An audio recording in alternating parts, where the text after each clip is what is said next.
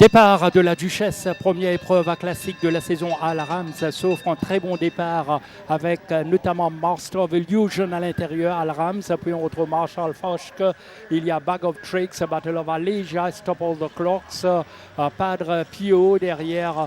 On va suivre donc Count Jack, Twist of Fate pour l'instant ferme. Le cortège Arizona Silk se retrouve pris donc entre Count Jack et Padre Pio. À l'avant donc, Master of Illusion va lancer la Duchesse devant Al Rams. Puis on retrouve Bag of Tricks.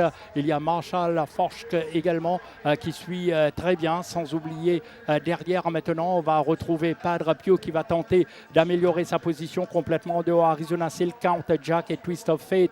Les deux favoris toujours à l'arrière-garde avec Master of Illusion toujours devant.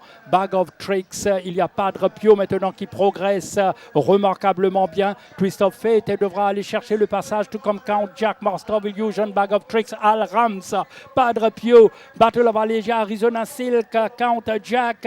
Ensuite et derrière, Twist of Fate va se mettre en évidence en pleine ligne droite avec Master of Illusion, Bag of Tricks, Padre Pio à l'extérieur. Count Jack va devoir aller chercher le passage. Padre Pio en pleine piste. Bag of Tricks à l'extérieur. Twist of Fate. Twist of Fate est venu régler tout le monde.